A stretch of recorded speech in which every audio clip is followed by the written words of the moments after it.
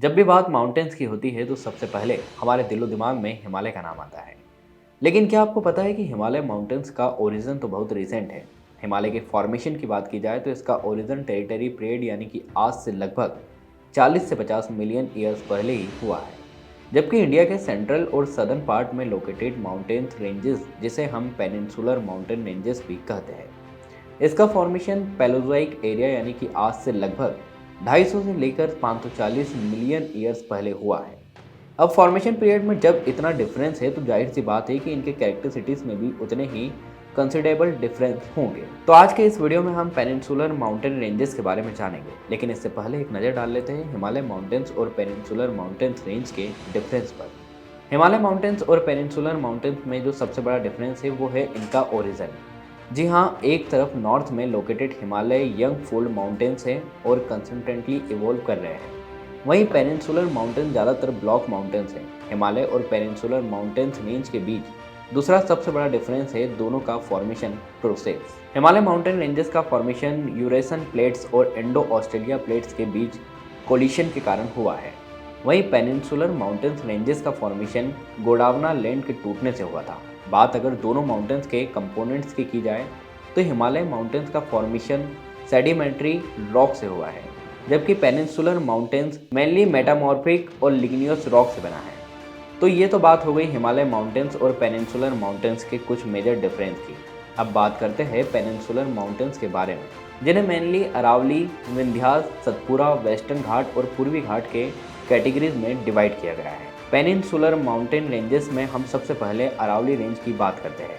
North east से south west direction में alien Aravalli range Delhi से गुजरात के पालनपुर तक लगभग 800 किलोमीटर लेंथ में फैला हुआ है। जियोलॉजिस्ट की माने तो अरावली माउंटेन्स का इवोल्यूशन आर्कन एरा यानी कि आज से लगभग 4500 मिलियन ईयर्स पहले हुआ था। अरावली माउंटेन्स की एवरेज हाइट 400 से 600 मीटर है। यह गौर करने वाली बात है कि अरावली रेंज के माउंटेन्स वर्ल्ड के one of the oldest old mountains है, जो गंगा के अलुवियम प्लान्स में लोकेटेड हरिद्वार तक एक्सटेंडेड हुए हैं। बट यह हमें प्रत्यक्ष रूप से दिखाई नहीं देता है, इसलिए हम दिल्ली रीज को ही इसका नॉर्थ एंड मानते हैं। साथ ही कुछ जियोग्राफर्स के अकॉर्डिंग अरावली का एक ब्रांच गल्फ ऑफ खंबात के थ्रो लक्षद्वीप तक एक्सटेंड होता है और दूसरा ब्रांच आंध्र प्रदेश और कर्नाटक तक भी एक्सटेंड होता है। राजस्थान में यह अरावली डिस्ट्रिक्टली विजिबल होते हैं, लेकिन हरियाणा और दिल्ली में यह लेस विजिबल है। राजस्थान के अरावली में लोकेटेड माउंट आबू बैनस वैली द्वारा मेन रेंज से सेपरेट होते हैं और इसी माउंट आबू में लोकेटेड है। यहाँ की हाईएस्ट पिक गुरु शिखर। इसके अलावा इन माउंटेन रेंज में पिपली घाट, डिवाइर और दैसूरी पैसेज पासेस लोकेटेड है, जहाँ से road and railway movement possible हो पाता है। अरावली के बाद अब हम रुक करते हैं विंध्यास रेंज की ओर। Vindhyas mountain range Narmada valley के almost parallel east west direction में गुजरात के जोबट से बिहार के सासाराम तक फैला हुआ है और इसकी लेंथ की बात करें तो यह लगभग 1200 किलोमीटर तक स्ट्रेच्ड है। और अगर इसकी जनरल एवोल्यूशन करीब 300 से 650 मीटर तक होती है तो Vindhya mountain ranges Ganga river system और पेनिनसुलर रिवर सिस्टम के बीच एक वाटरशेड की तरह एक्ट करता है। इसके अलावा यहाँ से फ्लो होने वाले रिवर्स की बात की जाए तो यहाँ से चंबल, बेतवा और केन जैसे मेजर रिवर्स ओरिजिन होते हैं। सिद्ध बाबा शिखर, जिसे गुडविल पिक के नाम से भी जाना जाता है, यह विंध्यांस रेंज की हाईएस्ट पिक है, जिसकी हाइट 752 मीटर है। विंध्यांस रेंजेस के बगल में ही लोकेटेड है Satpura range of mountain. Satpura ranges के नाम से ही पता चला है कि यहाँ 7 माउंटेन्स एक्सिस्ट करते हैं। सतपुरा के नाम में सत्य का मतलब 7 और पूरा का मतलब माउंटेन्स होता है। सतपुरा 7 माउंटेन्स की एक सीरीज है जो लगभग 900 किलोमीटर की डिस्टेंस तक स्ट्रेच्ड है और इंटरस्टेगली सतपुरा की माउंटेन विंध्यांस के साउथ के ईस्ट वेस्ट डायरेक्शन में रफली नर्मदा और तापी के पैरेलल रन करते हैं। सतपुरा के पार्ट्स फोल्डेड और यूपी हेवन हैं और इन्हें स्ट्रक्चरल अपलिफ्ट या फॉरेस्ट भी कहा जाता है। इस रेंज में पचमढ़ी के करीब महादेव हिल्स में लोकेटेड धूपगढ़ सतपुरा की हाईएस्ट पीक है। साथ ही इसके अलावा यहाँ लोकेटेड अमरकंटक को भी एक इम्पोर्टेड पीक माना जाता है, जहाँ से कई सारी इम्पोर्टेड पेनिनसुलर रिवर्स ओरिजिनेट होती है।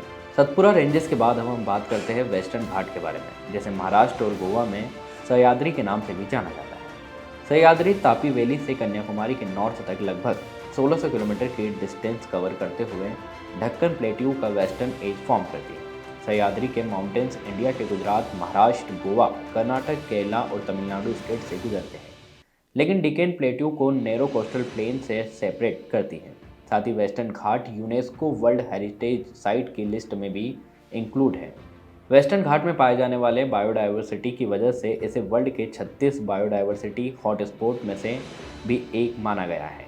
वेस्टर्न घाट या साइदरी रेंज इंडियन मानसून मैकेनिज्म को भी इन्फ्लुएंस करने में बहुत सिग्निफिकेंट रोल प्ले करता है।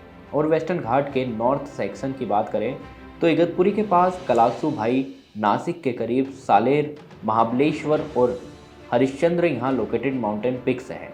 साथ ही थाल घाट और बोरघाट वेस्टर्न घाट के मेजर पासेस है जो वेस्ट के कोकण प्लेन्स को ईस्ट के डेक्कन प्लेट्यू से कनेक्ट करते हैं। इसके बाद मिडिल सह्याद्री का ज़्यादातर एरिया डेल्स फॉरेस्ट एरिया से, जहां बाबुल माला, कुदरमुख और पुष्पगिरी जैसे इम्पोर्टेड पिक्स लोकेटेड है। और यही मिडिल वेस्टर्न घाट नीलगिरी माउंटेन्स भी पूर्वी घाट से मीट करती है।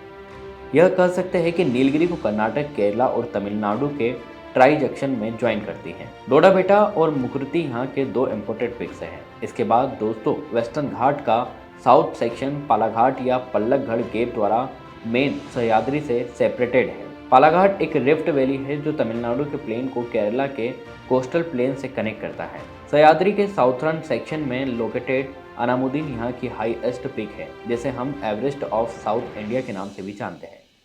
वेस्टर्न घाट के बाद अब हम बात करेंगे ईस्टर्न घाट की, जो इंडिया के ईस्टर्न कोस्ट के ऑलमोस्ट पेरिनल रन करती है। और आपको बता दें कि पूर्वी घाट उड़ीसा में महानदी से स्टार्ट होकर तमिलनाडु के वेगई रिवर तक स्ट्रेच्ड है। पेनिनसुलर इंडिया में ईस्टर्न कोस्ट की ओर फ्लो करने वाली पेनिनसुलर रिवर्स ईस्टर्न घाट को मल्टीपल प्लेसेस पर डिवाइड करती है और इस कारण पूर्वी घाट में फिजियोग्राफिक कंटिन्यूटी की कमी है।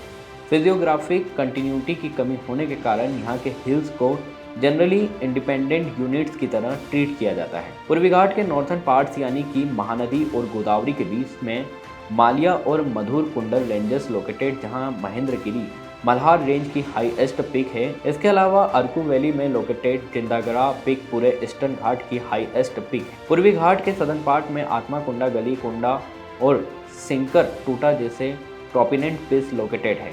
दोस्तों गोदावरी और कृष्णा रिवर्स के बीच पूर्वी घाट अपना हिल कैरेक्टर लॉस कर देती हैं और यहाँ गोडावना फॉर्मेशन डोमिनेंस अच्छी जा सकती है। इसके बाद आंध्र प्रदेश के कुड़प्पा और कुर्नूल डिस्ट्रिक्ट के बीच लोकेटेड पूर्वी घाट के हिल्स को नालमे रेंज के नाम से भी जाना जाता है और इसके सदर्न पार्ट को पलकोड़ा रेंज के नाम से जाना जाता है। साउथ की तरफ जाते हुए इन हिल्स के हाइट में गिरावट आई है और सिर्फ जवाई हिल्स पर शिवराय कैलेंड हिल्स ही 1000 मी के साथ डिस्ट्रिक्ट फीचर फॉर्म करते हैं।